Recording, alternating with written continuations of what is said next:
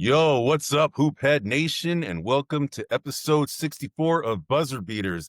I'm Eddie Aparicio, and this is my co-host, Anthony Tuan Corral, and we are brought to you by grumblingsmedia.com. You can find us there, as well as wherever you get your popular podcast outlets. Wherever you want to go get them, that's where you can find us. Anyway, what we're going to go ahead and do is, if this is your first time, we go ahead and take a walk around the NBA first. We talk about dibble and dabble different topics, but then we segue into the Warriors, because this is our, we're the Bay. This is the Bay Area. This is our team, and this is, Tuan and I's passion. They're the Warriors, so we talk about the Warriors every week because it's part of our show. So for episode 64, these are some of the things that we'll be kind of talking throughout the, we'll sprinkle around the NBA when we talk about this stuff. But the first thing is, the Pelicans fired, Willie Green. Okay. Yeah. Now, Willie Green is, near and dear to us because, he actually came from the Warriors bench, right? I mean, he was actually a bench coach for the Warriors before he went to the Pelicans. So, he got fired. So we'll talk a little bit about that, if it was warranted or not. And then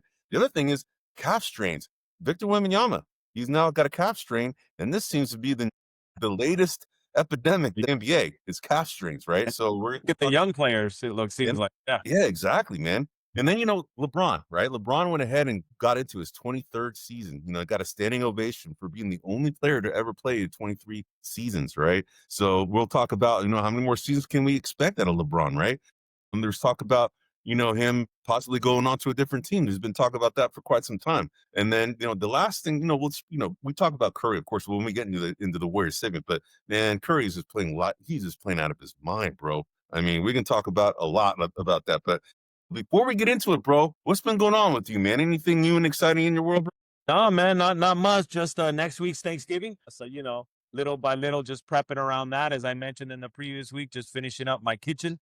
So that's kind of just about done. So just focusing on that. No, other than that, everything's been, pardon the pun, pretty steady Eddie. Yeah, I hear you, bro. I hear you. Yeah. Well, I had, you saw me that I got you the slides for tonight's show kind of late. It's because I had to go, to a funeral. Unfortunately, it was one of my cousins whose husband's mom passed away.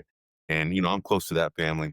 And it was an all-day deal. It was up in San Francisco. And, of course, having to deal with traffic coming back from San Francisco, it took an hour and a half, of course. That's kind of par for the course, right? Yeah. But anyway, that's why I was kind of just moving around today. I was just kind of like, I was totally like trying to get this all done last minute, man. But we're ready to go, man. So we can get started. By the way, one thing I want to kind of point out before I forgot about this is that we are here live every Wednesday, and we're here live because we want to hear from you. We want to get your questions, your comments, right? We actually used to get a lot of those in the past, and I think when we kind of took some time off, I think people forgot about us. But now we're back here, right? We're here every week, Wednesdays at 6 p.m. Eastern, and then 9 p.m. Eastern. 6 p.m. Pacific. So we're here every Wednesday. But one thing I forgot to mention is that we're also going to talk about, we have this segment that we had done in the past called the Rookie Watch. And we go ahead and go through the analytics of all of the top 10 rookies and scoring, analytics, playing time, all that. We're going to kind of talk about, that's a fun segment. We do that at least about once a month. And it leads up, kind of helps us kind of predict who could be more than likely going to be the Rookie of the Year. We also have a comparison against, our analytics versus what NBA.com has on their rookie list. So we'll talk about that. Then the other thing is that Tuan did some research, and what we wanted to do is kind of find out who were the best rated point guards, shooting guards, small forward, power forward, centers in the NBA from both conferences. Tuan went ahead and did some research, and he's going to go ahead and talk about that as well. And then we'll dovetail into the Warriors. Anyway, I just want to go ahead and talk about that, bro. So cool. Before we get into it, anything else you want to bring up, bro? All right, let's get into it, man. All right, so walk around the NBA. All right, now I kind of put it up there on the caption for episode 64 that on Saturday Willie Green got fired of the Pelicans, right? And the Pelicans were a team that was supposed to be pretty good, because they have a lot of talent on that team. But what happened is they had just a bunch of injuries last year that just completely plagued their season, right? You had DeJounte Murray, he got hurt, right? Then you had C.J. McCollum get hurt. Then you had Trey Murphy get hurt. Then you had Brandon Ingram get hurt. Then he got traded, right? Then you had Ron Williamson. I mean, they were just plagued by injuries, right? Forget the point guard. Alvarado? No, DeJounte Murray. Yeah, DeJounte Murray. Yeah, DeJounte Murray. He was the first guy. He was the first guy that got hurt. Yeah. So, now comes second season, and the expectations are that they should be better than they were last year because of all their injuries, right? And lo and behold, Zion Williamson comes in great shape, lost a lot of weight, but he got injured again, right? And the poor guy can't seem to stay on the court that long to save his life for whatever reason, man. But the guy's like, when he's out there, he is a difference maker, right? So I want to ask you, Twan, given the hardships, the bad luck of this team from a health standpoint, was it warranted to go ahead and fire Willie Green? No. Willie Green was fired, and forgive me, I don't remember the previous head coach that was fired for the same reason. And I believe the Alvin Gentry was the coach before that got fired Yeah. for that reason. At some point, when you're an owner, and I know this, you and I have talked about this. I may have said this in the past. When the Warriors were sucky, they had good players. We had Weber, we had Hardaway, we had Run TMC, we had decent players. Bonus. We could never get out of our own way. Yep. And I've consistently said that heads up to ownership, right? So to me, this is an ownership problem. What can they do? I don't know. Sell? I don't know. Get less involved? Get more involved? I don't know. But this isn't on Willie Green. This isn't on any of the coaches that have been let go. The other problem that you take with this issue is that one of the worst things you can do to a team is reset it. New coach, new ideals, I agree. new philosophy. No consequence. So on top of all of the injuries, you're doing this to the team, which to me isn't warranted. You haven't even seen what the product was. Last week we talked about Nico Harrison getting fired, whether he should have or not, different discussion. But you never saw the team he assembled. So how can you blame these people when the players aren't available? And now you're going to make it more inconsistent because you're going to put in a new system or a new philosophy? No, I just think you're headed in the wrong direction. And I think a lot of it stems, of course, we already talked about the bad luck of the injuries happening to this team. Yep. The other thing is that New Orleans isn't necessarily the greatest market for basketball, man, realistically, right? I mean, and the ownership probably is seeing that his team's not doing well. And even when his team was doing well, I'm sure ticket sales weren't that great at that time either. And in my opinion, I think they probably need to move to a different location. That's it. I just think they need a change of location, right? The culture, when you have an owner that is impatient, you kind of have these changes that happen all the time, right? And and with that comes a lot of turmoil a lot of times, right? So I agree with you, bro. Willie Green is a good dude, right? Former basketball player, former NBA player, played for the Spurs. Played, actually was, he was tutored by Greg Popovich and also Steve Kerr, right? So this guy has got the ability to be a good coach. He just has to have the ability to coach, be able to stay and keep a culture going for more than like 3 or 4 seasons, right? And he needs to be longer than that. And I guess the results, prove that you have to have a win. You have to have wins, right? The bottom line is you have to have wins in order to keep a job, but you also have to kind of weigh all the factors that go into it, right? And one of the things is their star player Zion is forever hurt. So how do you build a team when the guy you built a team around is never available? Right. No, I agree, man. I agree with you. I mean, they have to do something there.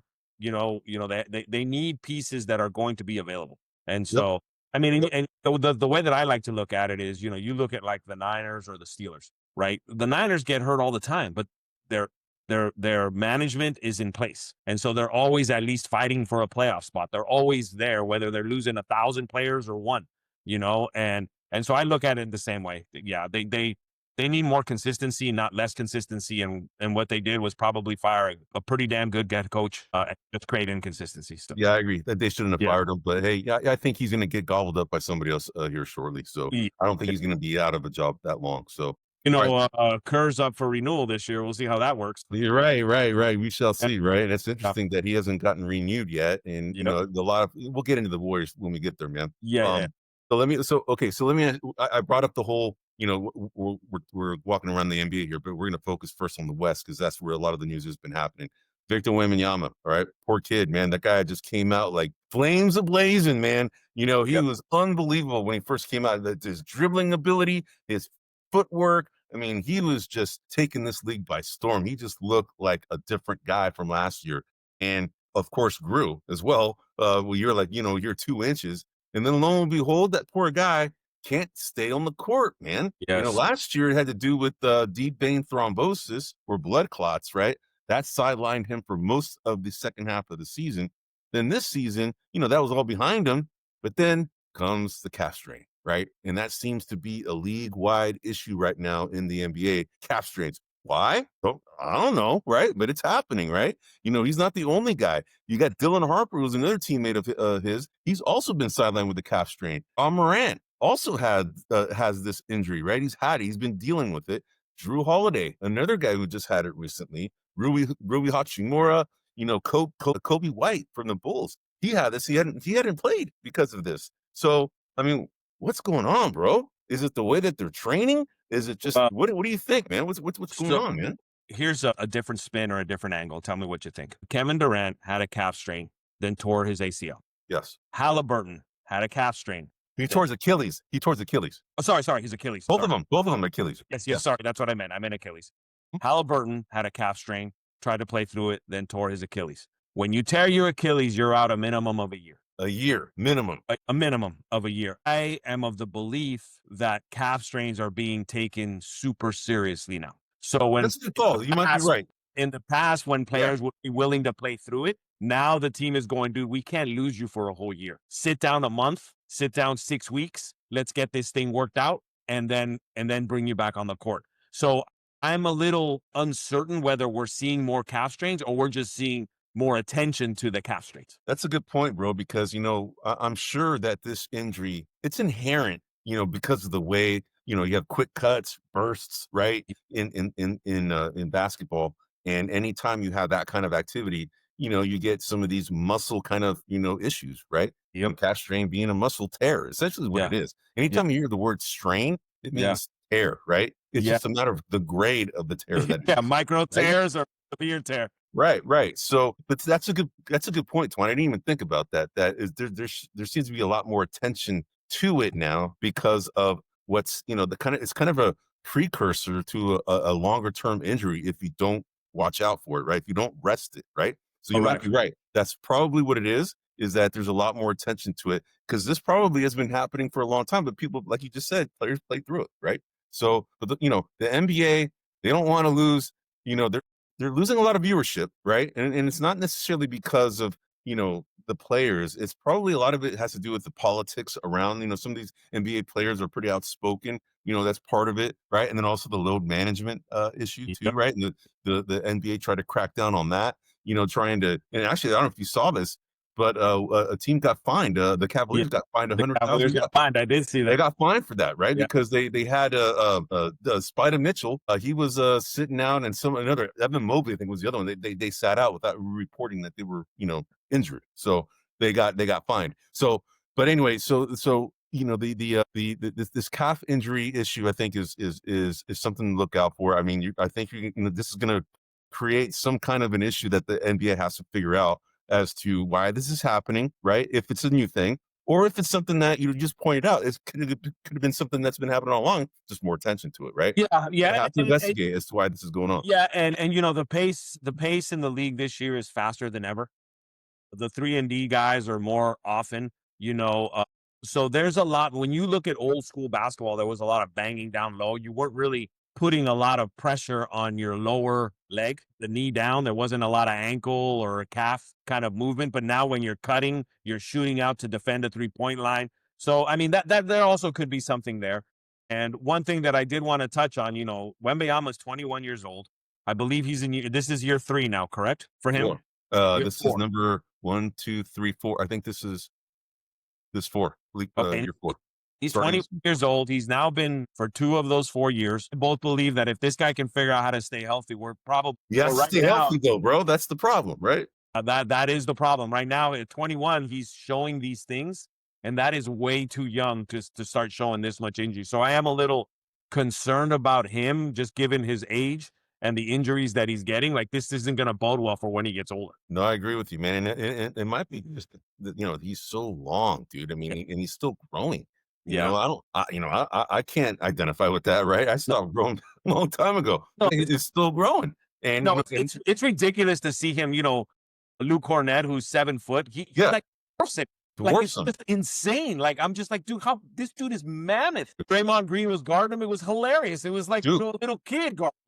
Dude, did Draymond Green do like we'll get into that, but we'll just save that thought, right? Because we'll talk about when we get into the Warriors segment. But We want to go ahead and keep walking around the NBA here a little bit. So, all right. So anyway, so this cap strain issue, I think that was a good point that you brought up. There's just more attention to it. And I think the trainers and ownership and general managers, they're all being super cautious about it. And if anybody has a grade 1 cap strain, which is the low one, you sit, right, for at least a month, right? So that's probably what's happening, man, here. Yeah, So, I'd rather lose it for a month than a year. Yeah, Now, right, exactly. The interesting part is going to be that if any of these players rest, they come back and still get an Achilles tear, right? That's going to be the interesting part, right? I mean, I'm hoping it doesn't, but if that happens, they're going to figure out, are we not being cautious enough? Is there another solution? We'll see. We'll kind of see how this develops. We shall see, man. Yeah. All right, bro. So the other thing that happened in this past week is LeBron James, right? The guy played in his first game of the season a few nights ago, right? And came to a standing ovation because he is the only player in NBA history to have played 23 seasons. That's incredible, bro. And this guy is congratulations. It is incredible. It's incredible. And us as Warrior fans, it's tough for us to say congratulations to LeBron. You gotta give a respect to that guy because he's an incredible basketball player. He's in incredible shape, dude. All right. I mean, the guy is the model of not being injured for a long period of time. I mean, that to be able to accrue as many points as he has in his career for not really being a scoring type guy, really. He's more of a pass first guy in his career. It's incredible. It's because of how many games he's been able to play, right? And he is the model of health for the NBA because he spends so much money on himself on health. You have seen, I've admired this game for a long time. It's just awesome, right? But he can be a punk sometimes to me, right? That's why there's part of it that I don't like him on the court because he kind of flops a little bit for being 6'8" and 260, right? He's always complaining to the refs. Put that aside right now. That guy's an unbelievable basketball player. I agree. To me, the thing that him and Tom Brady share is their ability to take care of themselves, their ability to make sure. The problem not even a problem, but the old school thinking that I have is we want our athletes like Pete Rose or we want the guy to give everything he's got, throw himself on the floor, pass. LeBron's not that guy. He's never been that guy. He will never be that guy. He's an intelligent player that's he's been planning to play 23 years from year one. I mean, you can tell that's been in his mind since day one. This is how long I'm going to play. And so I think that to me, that's sometimes when you look at him and go, you care more about yourself than winning. Like, I'm not saying that's true. Yeah, you're talking about the image. That's kind of the image that one gets. And that's, I think, what might rub some people the wrong way. Some of us old guys that, just get in there, what are you doing? Stop flopping. You're like, right. Knock them over and fight. But kudos to him. 23 years is an incredible accomplishment. Of course, his first bucket back's a 3-pointer. Everyone's cheering, as they should have. And at this point, I literally could see him playing 2 or 3 more years. Like, I mean, just based on the way he looks and moves and is, he hasn't even, you could argue he's the main guy on that team, even though, Doncic, he's battling, but you could argue that he's up there. He's 1A, he's the one who brings in the tickets, really. Exactly. Doncic is too, but he's the guy. We're going to follow his career. At some point, he's going to be maybe come off the bench or just kind of lessen his role. And he hasn't even started that stage of his career. Maybe he never will. Maybe once he gets to that, he's just like, I'm out. I don't think he's going to be a bench. I don't think he's ever going to come off the bench, man. The guy, he's, like you said, 2 to 3 years, probably more time. I think he's going to play at least another 3 years. That's my call. He has avoided serious injury his entire NBA career. The sciatica issue isn't really like a serious issue. It's just something that lingers, right? And as we get older, we have to kind of look out for that. And the guy is the oldest guy in the NBA, and he still plays like he's in his late 20s, early 30s. He's unbelievable, man. But so now let me ask you this: do you think he stays with the Lakers? Do you think that LeBron James stays with the Lakers after this? After his contract is up? I'm thinking. Yeah. No, he wants to say no from his ego perspective, but I'm trying to what options he would have.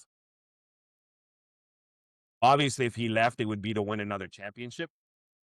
He wants to go to the Warriors. He wants to play for Curry. Well, that simply for the fact that if he joined the Warriors, Steph couldn't pass him on championships. It would not be possible.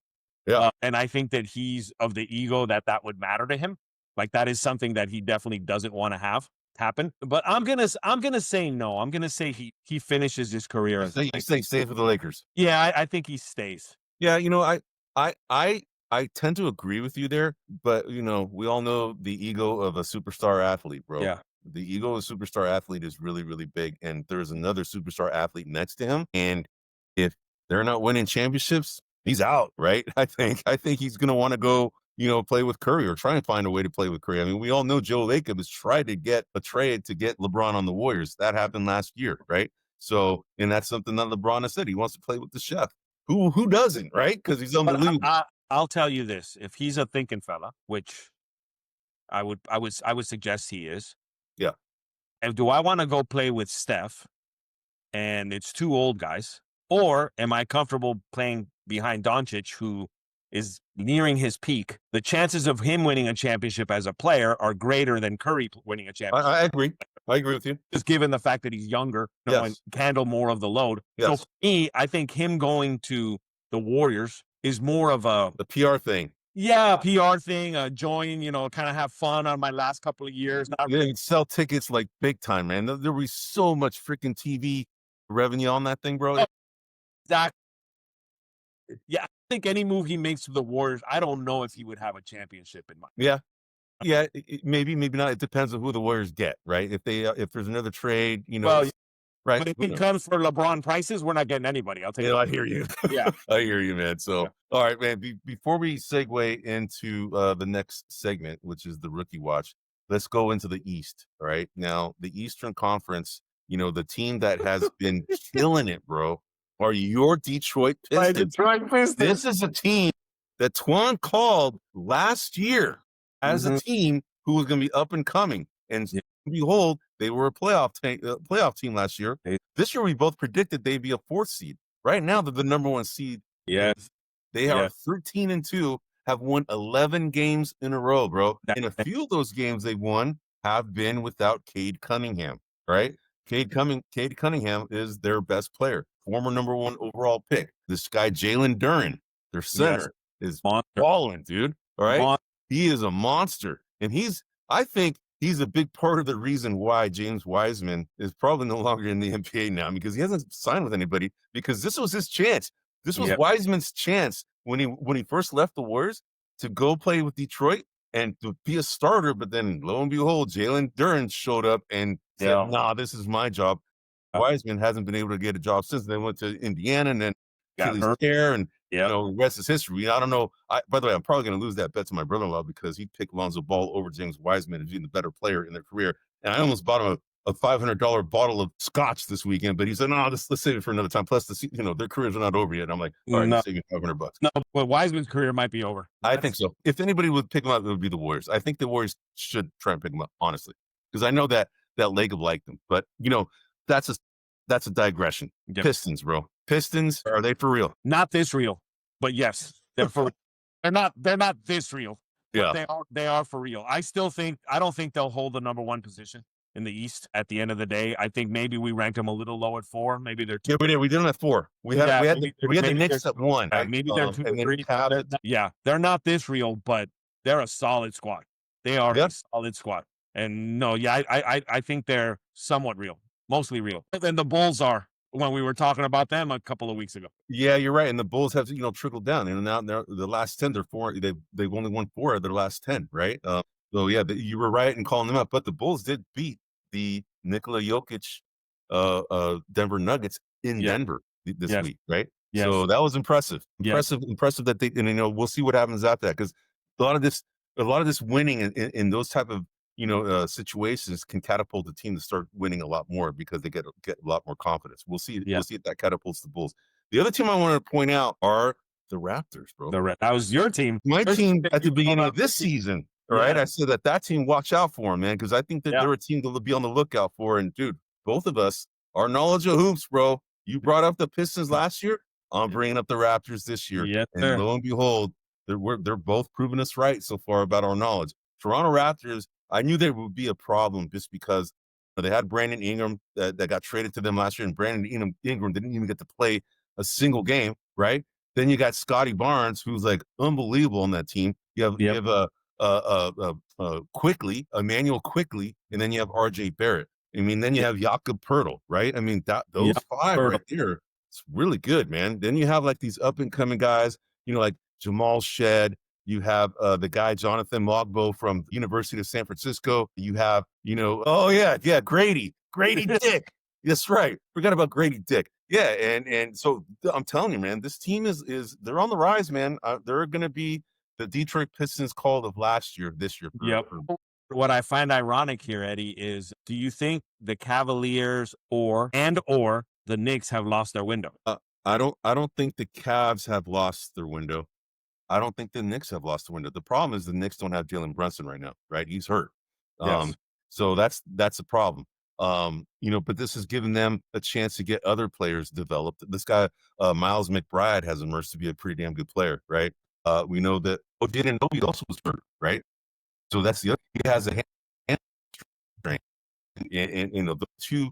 That's the reason why you're back a little bit. But Karl Anthony Towns is playing out of his butt right now, man. That guy's playing really, really well right now. So I don't think the Knicks. I think the Knicks are always going to be fighting for a top 3 position in this season, because the East is not as strong as it was in the past because of the Indiana Pacers sliding like they are, and the Boston Celtics, right? They did a fire sale and getting rid of everybody once Jason Tatum tore his Achilles. So, but I would say the other team that other than the Raptors and the Detroit Pistons, the other team that actually has been playing pretty well lately are the Atlanta Hawks. Okay, Atlanta Hawks have gone 7-3 in the last 10. All right, and they're a team that kind of always was, and they're playing without Trae Young, man. Okay, they're doing this without Trae Young. Kind of leads you kind of wonder, are they better without Trae Young? That's a discussion I'm willing to have.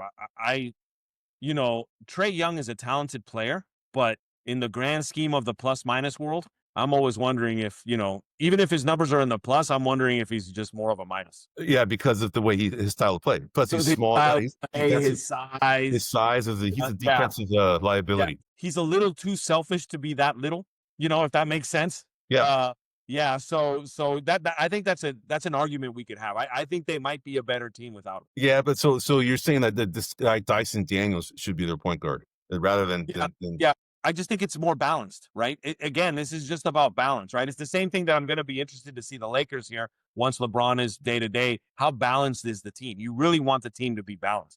Yeah. And I'll talk a little more about that when we get to the Warriors. But, when you're an unbalanced team, it really negates what the other players can do. And they just don't, they shrink. They don't grow into like more solid players. And I think Trae is, he's the type of player that causes other players to shrink just in his way of playing. Because it's he, even though he's a pretty good ball distributor, he is a pretty good ball distributor. And he is. Luka, right? As is Luka, but it's just as is Harden, right? I'm kind of starting to see Trae in that mold. Like, you're a good distributor, but like it's about you. It's kind of, you can't help it, but it's about you. Yeah, his little ice tray thing. His little ice tray. Yeah, exactly. Yeah, interesting, man. So anyway. The Atlanta Hawks have been playing better, and that begs the question, right? And we talked about it briefly, whether they're better without Trae Young or not, right? But the proof is in the pudding. We shall see. I don't know when Trae Young is due to come back. I know it's coming soon, but I just don't know exactly when. But, the Atlanta Hawks are a team that is surging. And then on the opposite end, you have, the Milwaukee Bucks. They have started, they're 4-6 in their last 10. They're starting to slide a little bit. The Charlotte Hornets were a team that looked pretty decent, and then they started sliding. The Indiana Pacers, man, unbelievable that they've only won one game, man. One game. And that's with 2 players not being on the team anymore, Miles Turner and Halliburton, right? They got Isaiah Jackson back, but they have everybody else back. Nembhard, McConnell, Nesmith, all of these guys, Pascal Siakam, they're all still there, man. These guys went to the conference final. They went to the finals, man. So, it's amazing how much that one player really made that much of a difference, man. Let me ask you this, Eddie. Who do you think is more, Halliburton or Turner as an organization? I think it's Halliburton, honestly. I think it's Halliburton because even though Miles Turner was the longest tenured Pacer on that team when he left, right? He had been the longest tenured guy. Very well liked guy in the locker room, very well respected, by the media. He's a glue guy, right? And he does. But the thing is that they have, Isaiah Jackson, who's a decent center, that plays for them. I forgot who was there. They used to have James Wiseman, but they had somebody else too. I forgot. Anyway, so they have guys that can fill that role, but Isaiah Jackson can't shoot the three like Miles Turner can, right? That's the one difference, that he's more of a big that does all the dirty work, right?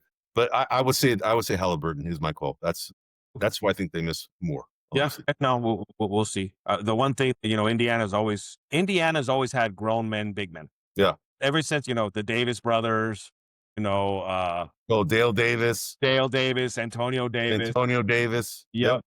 The kid that came to the Warriors, the high school kid, I can't remember his name. He played for the Warriors. He was an Indiana big man.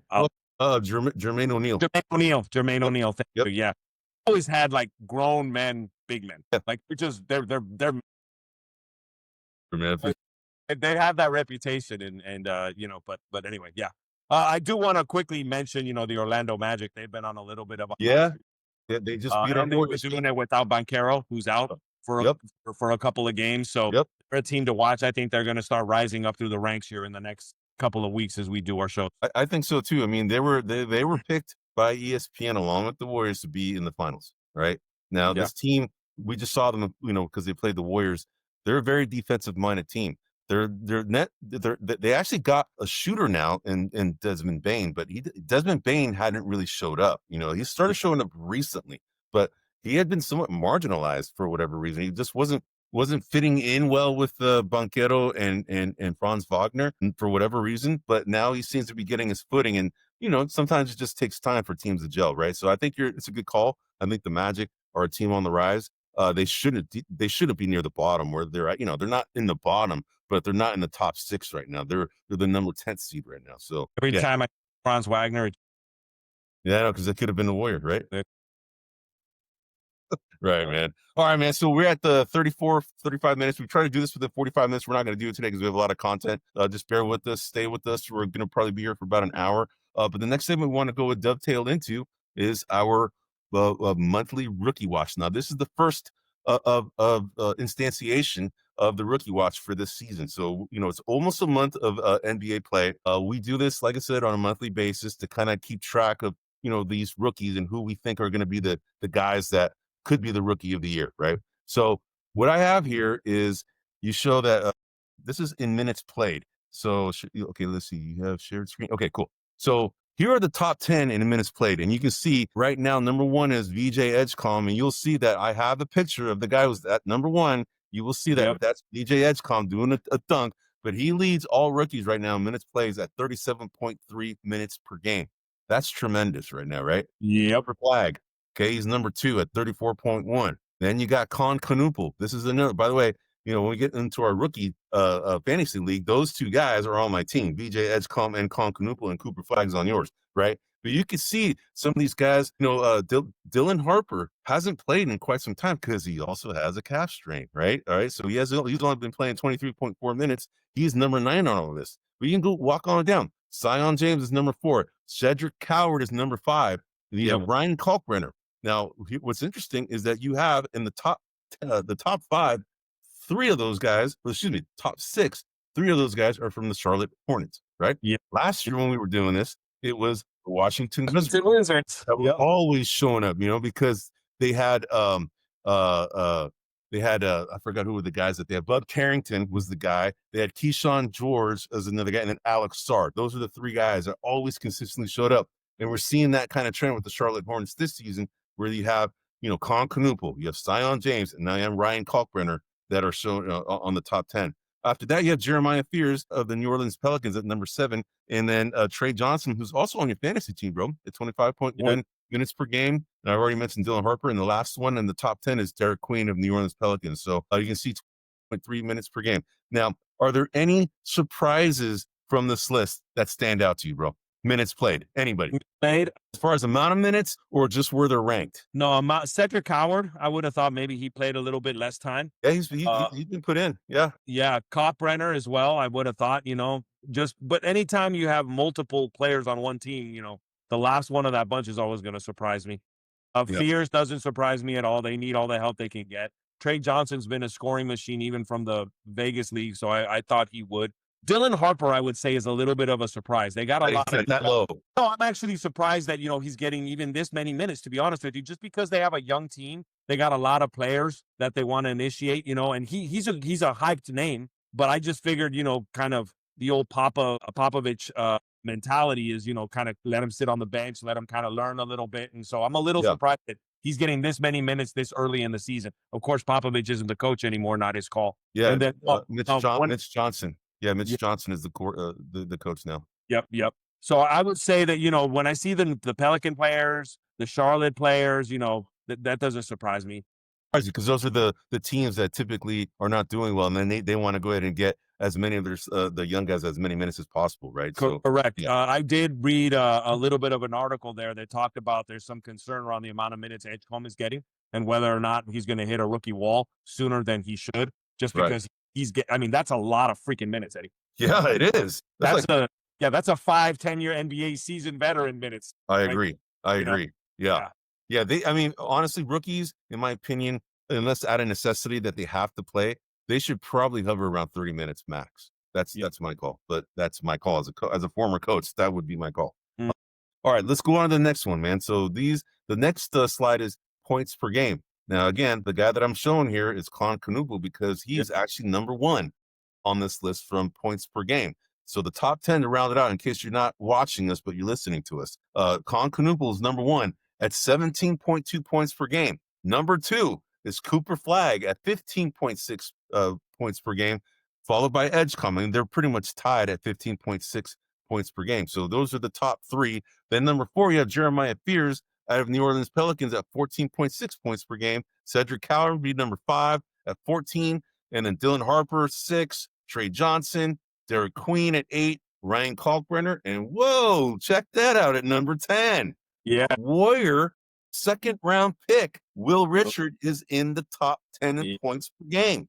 Yeah. That was surprising when I saw that, man. But he's not even in the top 10 in minutes. Isn't that crazy? Yeah. I mean, he put in the starting lineup. I mean, dude, he might be one of the better second round picks, we've seen, at least for the Warriors, in quite some time since Draymond Green, right? Because Draymond Green was a second round pick, right? But anyway, so that's anything jump out to you here before we move on to the next slide? No, I will say, having watched the Warriors play New Orleans, that Derek Queen guy, I like kind of the way he plays. He's smooth. He's a smooth big man. Yeah. I don't know if that's going to develop into anything, but I would say that I appreciate his style of play. Yeah. The guys that I've seen here, dude, there was no surprise. I mean, I was telling you this, when the draft was happening. I wasn't very high on Con Canupo, man. No, I wasn't. Right? You thought he was the benefactor in Duke from the other players that were on that team, and you thought he's not. Correct. His game may not translate into the NBA. Was kind of your outlook. That was my thought, right? Yeah. But he's actually showing out to be decent, at least from a scoring standpoint, right? From a defensive standpoint, it remains to be seen, because that's what I thought his liability would be, because he's not athletic enough to be a really good defensive guy, whereas Cooper Flagg is, right? He's number 1 pick for a reason, because he is a stud. But that surprised me that that to me, watching all these guys, Con Canupo has actually surprised me in being a little bit better than I thought he would be. Yeah, Cedric Coward is a guy that has really surprised me, man. I think this guy is playing very well, and he went to a really good system. What's interesting is that the Memphis Grizzlies have a lot of guys like this, man, right? They have, a G.G. Jackson. They have a Vince Williams. They have, Cedric Coward. They have these long guys that, kind of like all similar wing kind of defenders, right? They're all like that. But what's interesting, the Memphis Grizzlies, they're kind of falling off, man. They're just, I don't know, something's wrong there, man. I mean, even Triple J, Jaren Jackson Jr. isn't really playing like he had in the past, right? There's something to me that smells kind of fishy in that locker room, man. I agree, and I think that's something fishy. Maybe John Morant. It's possible, man, because he's been kind of talked about as, being trade bait for other teams, right? There was even talk about the Warriors should go after him. Like, nah, man, I don't want any part of him, man. No. But all right, man, let's go to the next slide. So the next slide is overall statistics. Okay, now this is kind of like a fantasy kind of metric, right? And we do this in our own little fantasy league that we're going to get and show you an update of how we're doing against each other right now. But if you take into consideration points, rebounds, his blocks, steals, turnovers, right? You kind of get a net rating based on how many minutes they play per game and how many stats they accumulate per game. And the guy that is at the top is Ryan Kalkbrenner. That's why you see his picture there. Yep. He's the guy at the top, right?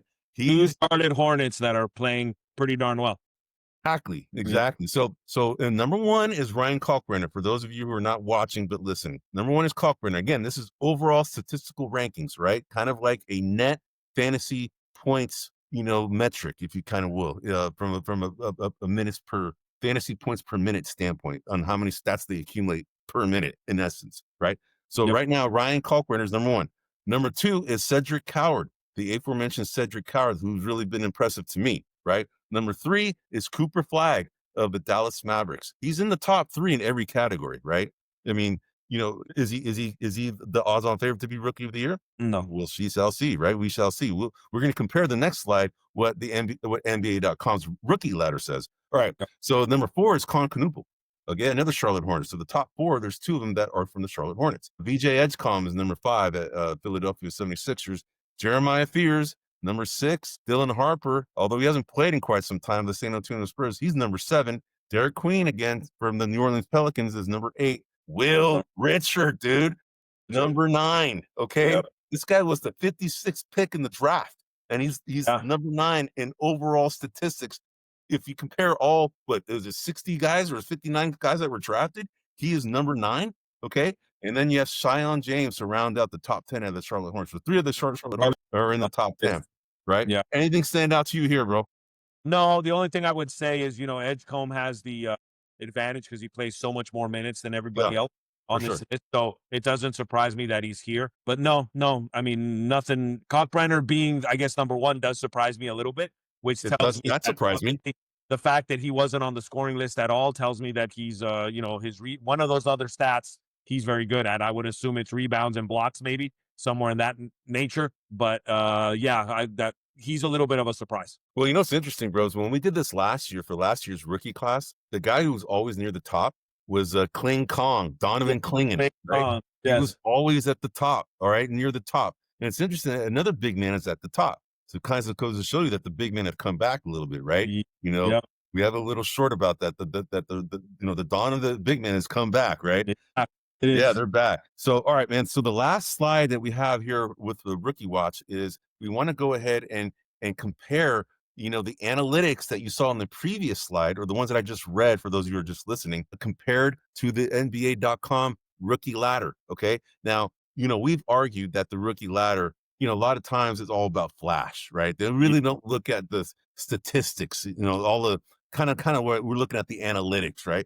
The analytics say that Ryan Kalkbrenner right now is the most effective guy in the NBA for this rookie class right now, right? According to NBA.com, Con Knuppel right now is number one. And what they typically try and do is they try and predict who the best rookie guy or who's going to be the odds-on favorite to be Rookie of the Year. And right now, you had picked before the season, you had picked Cooper Flagg. I had picked Dylan Harper, right? But Dylan Harper's been hurt, and he hasn't really been playing that much. So I'm probably going to lose that one.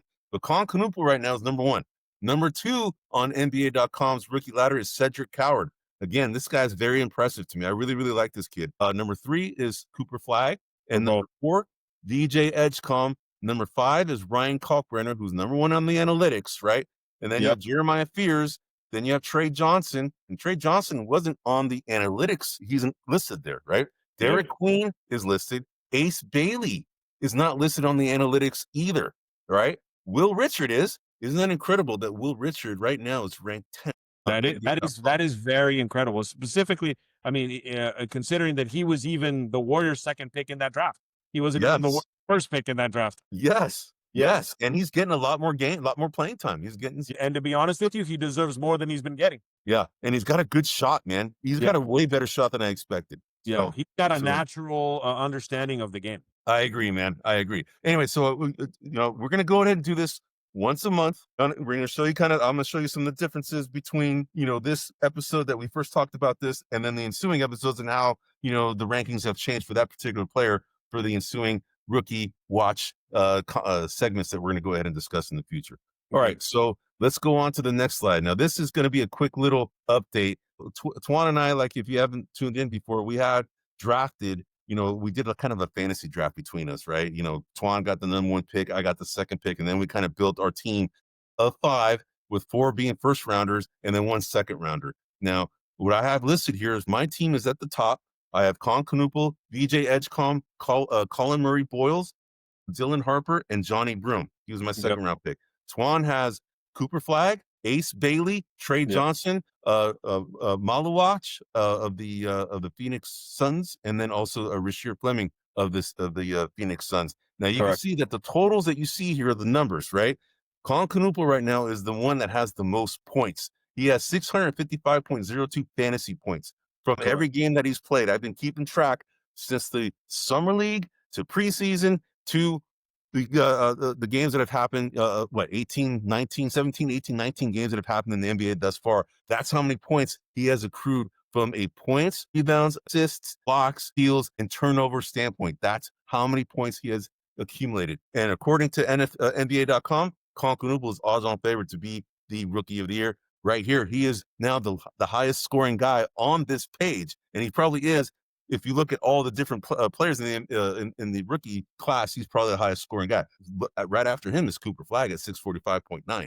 Right now, Cooper Flag is a starter. Colin Canuple is a starter. VJ Edgecombe is a starter. Everybody else here that I have not mentioned, they're all not starters. Well, Trey Johnson started to become a starter recently, but you can see the amount of points that I have right now. My delta is that I'm leading you by 439.47 points. It was way worse lately. Last week, but it got better because some of your guys started showing up. Namely, Ace Bailey, who's starting to start, and of course Cooper Flag has had a couple blow up games. Like he's really showed out in the last couple games where he scored like 40 something fantasy points. So he's done pretty well, man. Anything you want to point out here, man? Let me real quick before I ask you. Johnny Broom hasn't played hardly at all, right? But he scored 238 points because he had a great summer league. And he also had a decent preseason. Yeah, what's hurting you, bro, right now is that the guys Malawach and Fleming, they hardly play. Play. That's the problem. But Dylan Harper hasn't played in a long time. Johnny Broom hasn't played in a while. So it's really coming down to Colin Canuple, Edgecombe, and Murray Boyles versus Flag, Bailey, and Trey Johnson. It's essentially what it's coming down to, right? That point, that's what that is. Yeah. Cool. Yeah.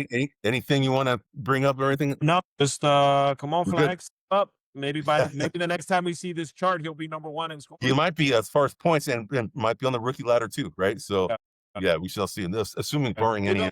Eddie, I'm not trying to make more work for you, but what'd be interesting is to grab the top 5 players that we didn't draft and see how that competes against ours. Say it again. The top 5 players that we didn't draft in order, right? Yeah, just whoever those are and see how that matches up against what we're doing. The only thing is that I would probably only do comparison of the regular season. It would take. I'll do it in time. I don't mind doing it. I'll do it in time.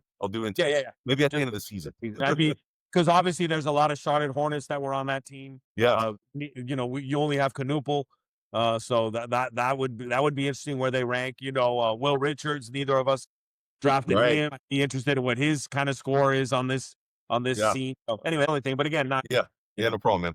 All right, so let's go on to the next slide before we go into your segment. So this is before the season started, Twan and we went ahead and did a conference seedings prediction, right, for each of the conferences. And we did this last year, and we have a scoring system that you can see on the bottom right. The scoring system is if you get the exact slot that the team is actually, where they're seated, for the conference, you get 5 points if it's the exact match. You get 3 points if you're one off in any direction, and you get 2 points if you're off in two slots from any direction, and then you get 0 after that. So the total maximum points that you can get here for each conference is 75 points. Okay, because that's 5 times 15 is 75. And you multiply that by 2, then that's 150 points total, right? That you can get if you get it all right. Now you can see right now our bottom line score right here.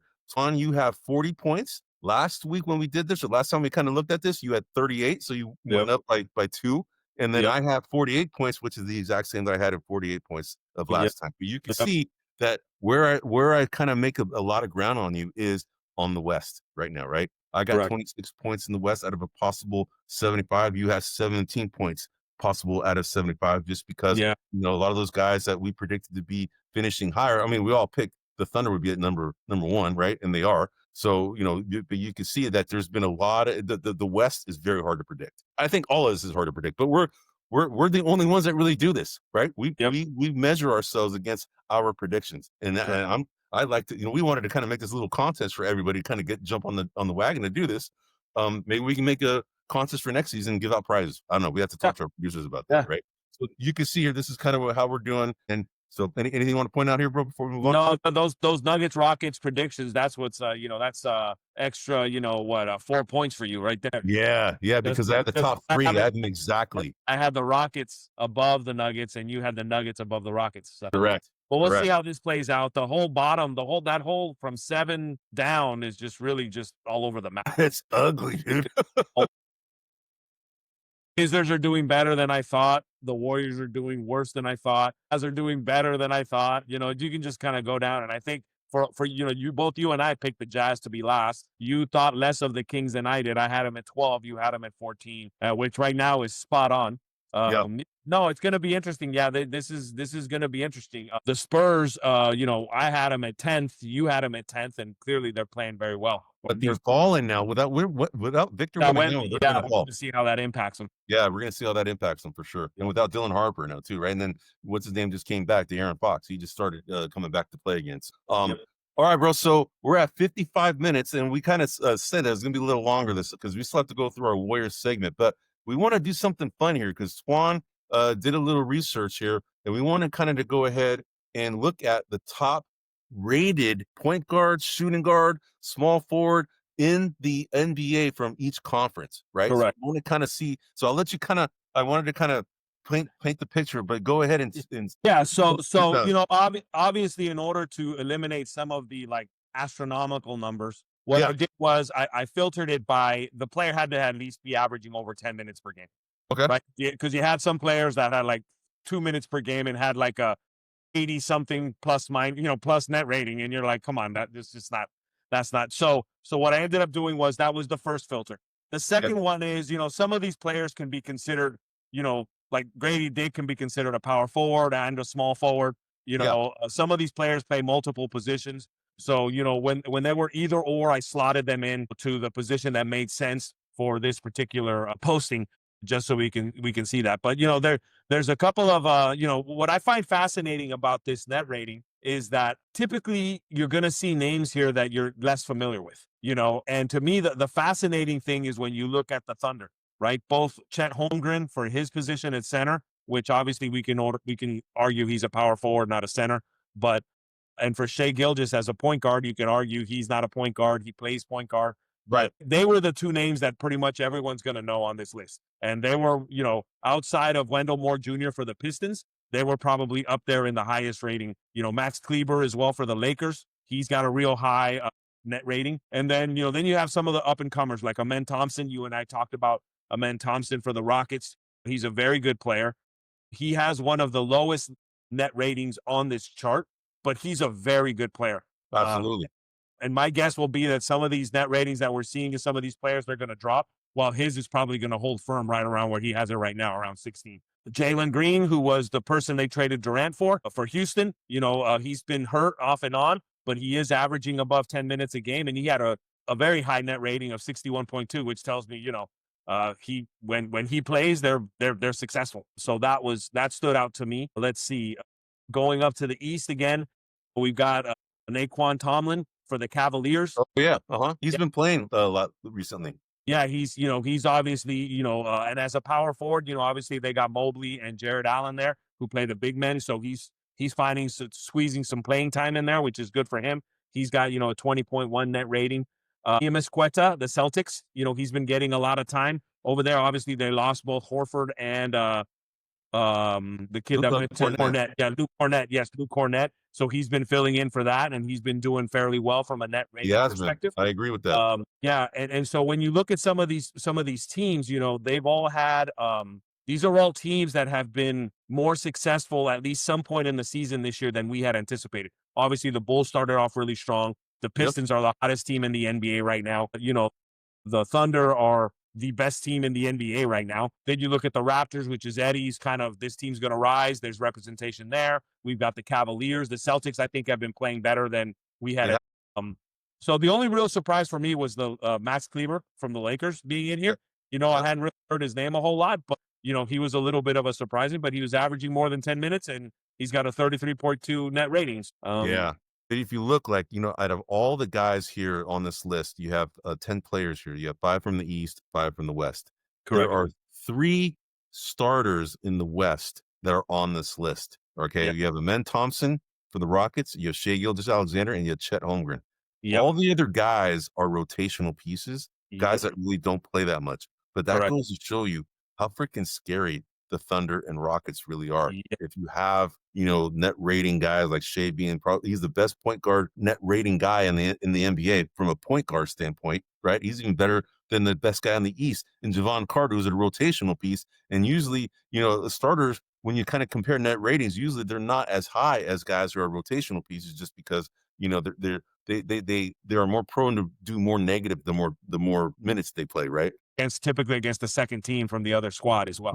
Right. Yeah. So, Yeah. but that just goes to show you, when you first started kind of looking into this, I thought that I was going to see nothing but Thunder on the West. Yeah. That's what I thought I was going to see, because I thought they were they're the best. So if the net team, if they have the best net rating from a team standpoint, then that begs to tell you that their team, their players are going to have the best net ratings as well, right? And Yeah, two but of them are on there. that's the interesting thing about net ratings, right? And one thing that I would argue is Jalen Green, he's arguably going to be a starter once he gets a little more acclimated and gets in there and plays a little Yeah. more.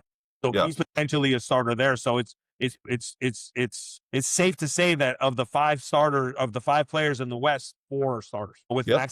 Maxi Kleber being really the only one who's probably not going to be a starter at Yep. any point. But that's the interesting thing about net rating, right? Like someone like Amen Thompson, they started off a little rough, Houston did, and then they did good. But like if Amen sits while they're hitting rough, and then when he comes back in, the points go up, you can ride that wave where your net Yep. rating is pretty good, even on a poor team. Might even had a pacer here or something like that, where when that particular pacer plays, the team plays better. But Right. in any case, yeah, I agree with you. I expected to see more, like, less starters, and for the West, that is a very scary thing. I know. This was really cool, man. Let's continue doing this. Let's correlate this at the same time we do the rookie watch. Yeah. I think it's good to do this, once a month, just to see how this list changes. I don't think it's going to change much in the West, but the East, I think, is going to change quite a bit, right? So Yeah, and some of these numbers have got to drop. You're not going to keep a 37. yeah, exactly. For sure. He may not even be on there, later in the season. Maybe what you could do is maybe scale up to 15 and see what happens. Yeah, we could do that as well. If you think Right. 50 is a Yeah, let's try 15, maybe even do 20, right? 15, Okay. we'll do 15 and then 20 the next time and see what happens, Yeah, man. So yeah, absolutely. cool, man. Hey, this was cool, man. I like this, man. Let's keep it we'll keep doing this. All right. So then our final segment is, like we said, we always take a walk around the NBA first, and then we go and dovetail into our weekly Warriors segment. So here is the question I want to ask you. Have the Warriors played the hardest schedule? Have they turned the corner? Are they better without Kuminga? And who needs to play more or less, bro? So these are questions I want to kind of kick off the conversation about the Warriors. Now, in the last week, after they got blown out by the Thunder, they got blown out and they got humbled, right? So do the Lakers, right? The Thunder are by far the best team in the NBA, right? And then right after that, they played the Victor Wembanyama Spurs, beat them 2 times on the road, right? Back. Then they played another game and they beat the New Orleans Pelicans, who are, a team that's been, they're faltering. And then lo and behold, they lost the other night to the Orlando Magic, right? And you mentioned that they're playing tonight. All their scrubs are playing against the Miami Heat. So I don't know how they're doing. I haven't looked, but I want to ask you, since that game against the Oklahoma City Thunder, did they turn a corner, right? That's one question. And then have they had the hardest schedule to this point? So the hardest schedule answer, obviously I'm not in tune with everyone's schedule. Yeah. The Warriors' schedule, given their age, given their makeup, given their traveling, that schedule is insanely hard.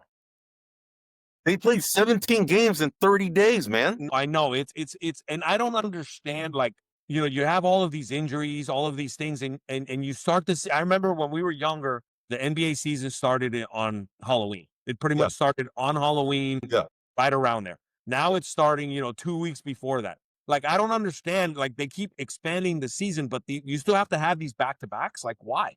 Yeah. And then the baseball, the baseball schedule with San Antonio. I don't really understand that either. Why you got to play them, again? Why couldn't you have gone to Houston and then played San Antonio the next day or whatever? Like that's just I don't understand that. But yeah, I think they have an insanely hard schedule.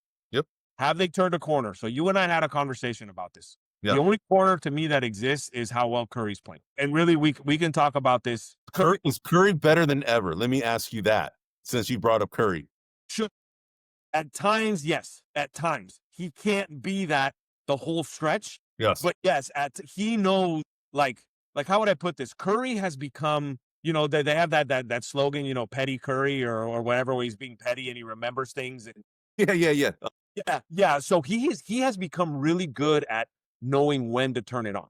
He has got that skill of his has gotten better and sharper, and he's more deadly. Like, he knows when he has to do what he has to do, and he can do it more consistently. But what he can't, to me, he can't be the guy that carries this team. And I don't know if you saw, there was they caught it on the tape against the Orlando game where Jimmy Butler passed to Hield, to Buddy, and Buddy didn't know where the pass was going, and it came over his head, and others yelling at him like, "Pick up your hands! I'm not going to pass to you anymore." Things like that. Butler, Hield's a go-lucky guy, so he probably didn't make anything out of it. But those are the kind of things that I see, and I'm like, this is Butler starting to kind of get a little angrier and a little more annoyed, and so these are things that I see, and I'm like, I don't know how that sits well, but I don't think they've turned the corner. They go as far as Curry's going to take them at this point. Maybe Will Richard, and this is putting way too much pressure on the kid, but maybe he becomes somebody who can consistently alleviate Curry, because right now, take Moses Moody, right? Moses Moody starts off that game where he scores seven 3-pointers in the first 32 points. Yep. And then only gets one more the rest of the game. Like, that's too inconsistent. Yeah. If you start off that hot, you should at least get 2 or 3 every quarter for the rest of the game. Yeah, but then the guy probably he's not used to kind of shooting that much. He's playing really hard D, and his legs probably got tired, man. That's probably why he wasn't able to shoot as well. Which which is incredible about Curry is that it's a known thing that guy's workout is legendary. He's like Jerry Rice legendary in the NBA, right? There's nobody that can do that guy's workout. That guy is nonstop running around the court, nonstop, bro. And he still is able to shoot at a high rate even later in the games, right?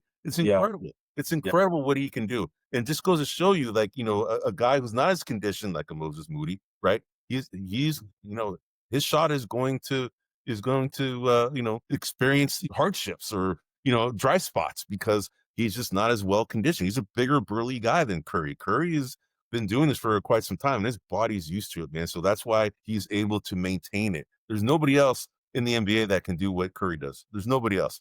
I mean, Klay Thompson could, but and he's a pretty good conditioned athlete too. But he's not the same anymore, right? So it's just in order for this offense to work, bro, they need somebody to step up and shoot when Curry isn't on, right? And the other night when they played against the Pelicans, they were lucky that the Pelicans weren't that good because Curry didn't have a good scoring night, and they still won by 20, right? It just kind of goes to show you how bad the Pelicans really are. But they need another guy to shoot. They need a Moses Moody to step up, Will Richard step up, Quentin Post to step up. Dude, Jimmy Butler has been shooting threes at a pretty good clip, and he's never been known to be doing that, man. So that's incredible that he's doing that, right? But, Buddy Hield, he's very, very streaky, man. My friend group, right? Matt, Peckerhead, always chiming in. God, man, Hield sucks. Hield sucks. He's always chiming in, and he is. He's a streaky guy. He doesn't suck. He's just streaky. And I think we need more than streaky on this team in order for the team to go where they want to go, right? So anyway, so let me ask you this.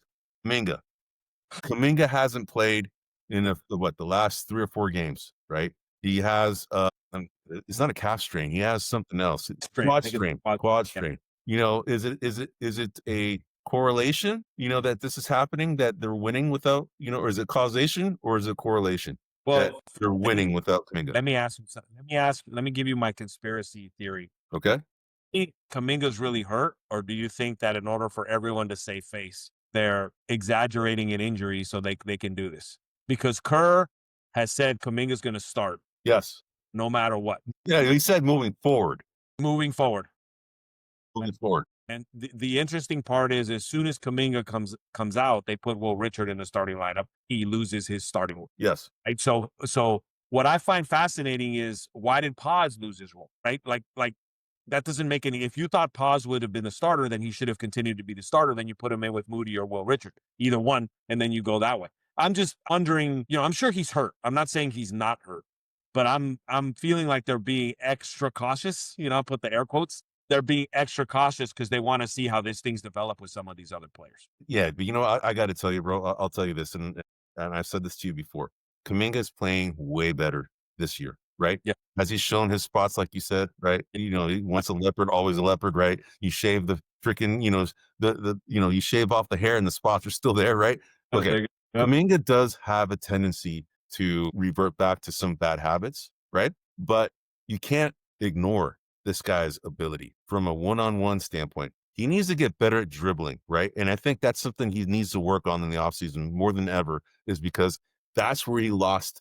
A lot of turnovers were there when he's trying to drive to the basket, because he's a super athletic guy, but his dribbling ability isn't the greatest. It's not bad. It's just not the greatest, right? And he does shoot better than he has in the past too. His 3-point shooting has gotten better. He's got that, kind of turnaround shot. I mean, because he has a jumping ability, he actually has a good scoring game, right? And his rebounding game has gotten better, and his passing game has gotten better. My whole thought on this is that for the Warriors to get to where they need to go this season, they need that guy to be playing at the way he was playing the first 4 or 5 games of the season. Yeah.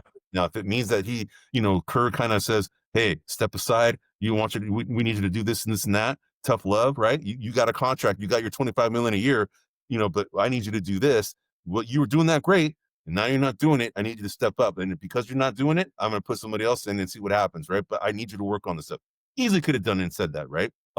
So that could be saving the face thing a little bit. But I think Kuminga playing the way he did, I think that's the ingredient that the Warriors are missing in order to get to where they want to go.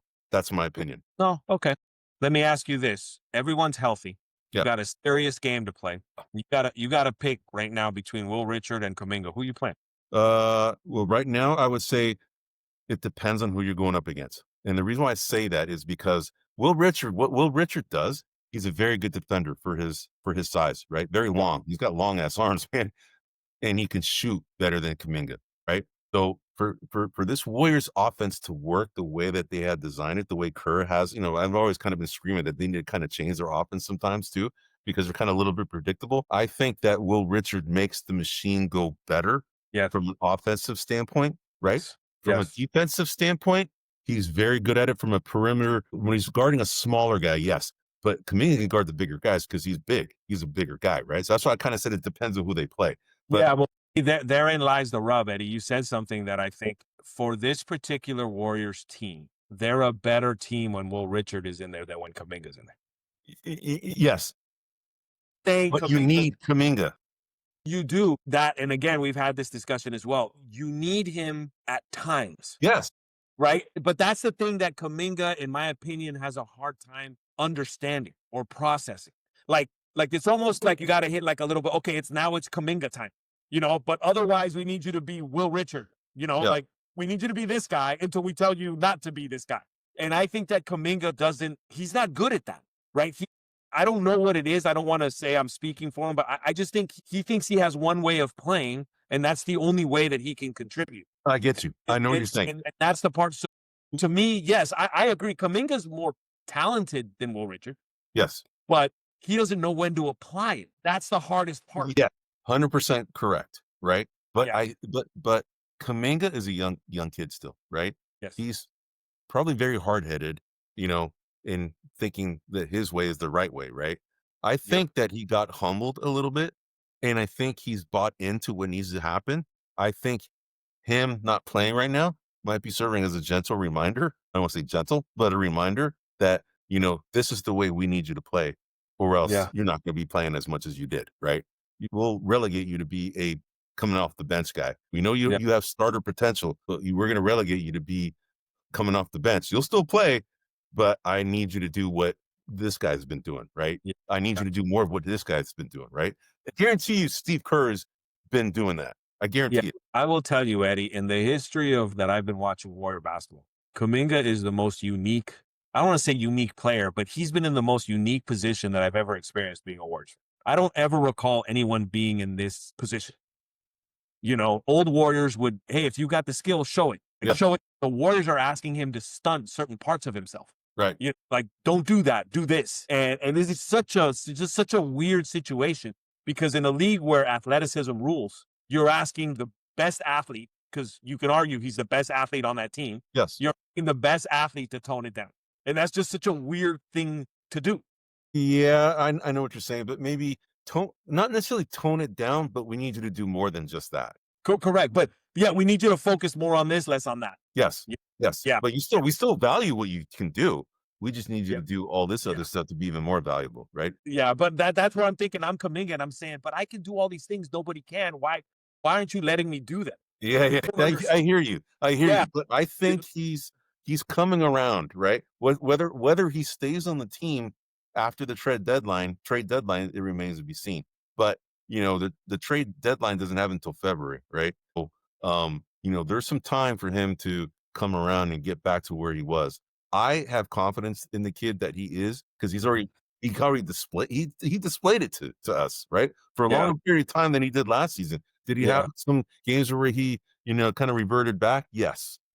But it wasn't as long as what he was showing, in my opinion, right? So Yeah. it's just that I will tell you this, Eddie. If it's either this February or in the off season, he's gone. he's gone. Yeah. It's possible. That's my Possible. call. I think he's gone. Yeah. I will say that Unless Curry retires tomorrow, and they gotta Yeah. build, then no. But outside of that, I think it's just not gonna work. I say that he is gone if he doesn't display what he was displaying early on in the season. If he does and he's more consistent, he stays. That's my call. Okay. All right. All right, brother. Well, hey, man, we're at an hour and 17 minutes. This has been one of our longer. Back to our old ways. Yeah, we went back, but we had a lot more content. We went ahead and did a walk around the NBA like we always do, but we added a couple of new segments. We did this rookie watch that we're going to do once a month, and then Twan did this best net rating by position for each of the conferences, which I think is a cool segment because I think that's going to change every month as well, right? Just like the rookie watch is going to change. And then we went ahead and dovetailed into our weekly Warriors segment where we talk about the Warriors because this is our team, right? But anyway, this is episode 60. So really quick, Eddie, before just because you had one question on there, who should play more? Oh, really quick, a shout out to our boy Pat Spencer. Oh, he 2 rebounds shy of a triple double today.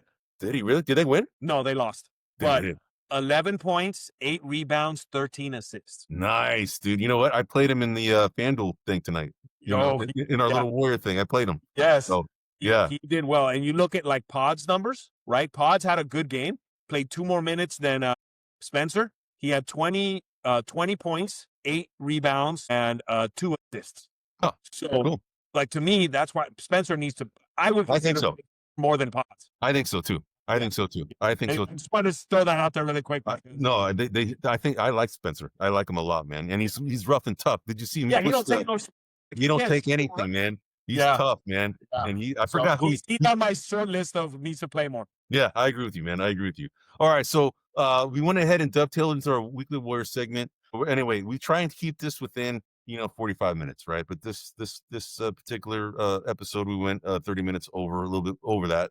But we're not going to be like that all the time. We're just going to do this once a month. We're just going to be like this, but we're going to go back to our 45 minutes max, time. Anyway, we appreciate you listening to us.